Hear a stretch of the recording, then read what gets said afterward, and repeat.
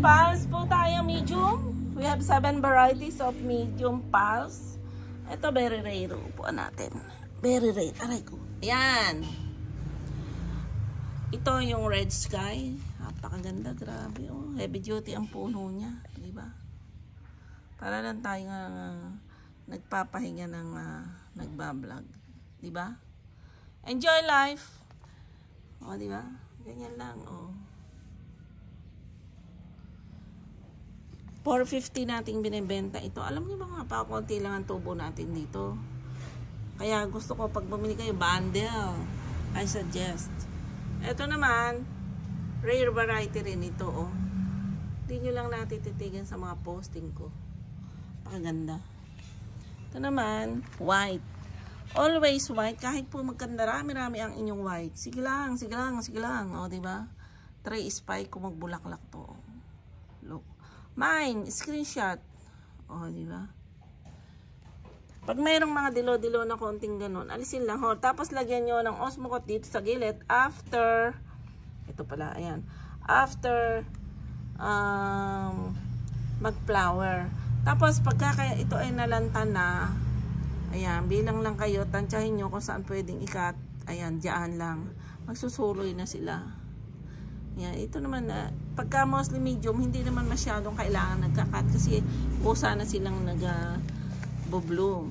Yung iba daw, nagkakaroon sila ng problema sa pag-aalaga, just leave it, okay? Hindi naman sila mahirap alagaan. Ayan o, i-spray nyo lang ng fungicide, o. O, diba? Ito very rare kasi may white siya sa gilid, o. Look, ang red sky walang white, ito naman mayroong white, so splash. God's creation, napakaganda, grabe. Ito, ngayon lang ako nakakuha ng ganitong may white sa gilid. Splash. O, diba? Ang gaganda ng puno nila. See? Tapos, 2 variety na yan. Ito, 3 yung white. 4 naman, ito naman. O. Ito na. Diyos ko. Paano ka dito? O, ang gaganda, o. See? Ayan, dyan ka nga. O, diba? Grabe. O. Ngayon lang ako nakaka-experience ng ganitong mga flowers.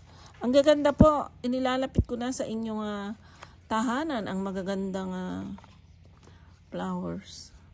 Ako noon, hindi ko alam kung saan ako bibili ng mga ganito. Buti na lang, nagtinda tayo. Kahit na lang hindi pa ako nag-orchid. Ay, may bulak pa. Oh. Diba? Leopard. Saan ka naman makakita ng bulaklak na leopard? Ala, tigre. O, diba? O yan, puro double spike and multi-spike. Diba? Diba, diba, diba? O. May bulak pa. Halatang new arrivals. Marami tayo dito. Ayan, maganda yan. Pubuka pa lang. Diba? O.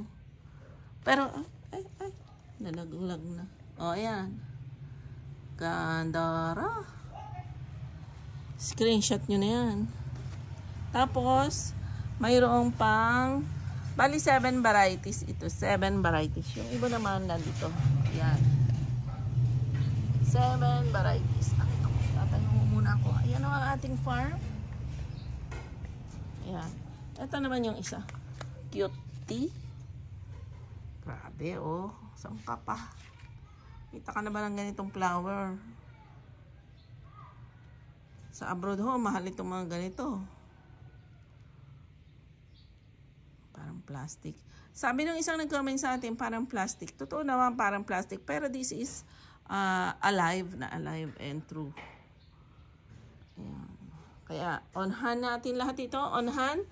No scammer, no Joy Miner. Ayan, no. No. Payment first po tayo. Galit tayo dyan sa mga scammer. Maghanap buhay po tayo ng maayos. Ayan.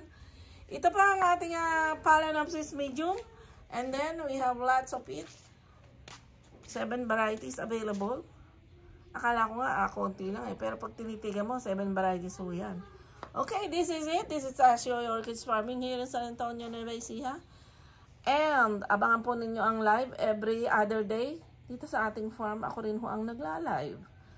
Please subscribe my YouTube channel, Asio Orchids Farming. And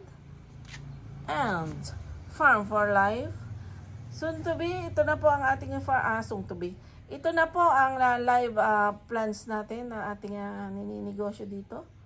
Andito tayo, parang paradise dito sa ating farm. Okay, babu! And God bless!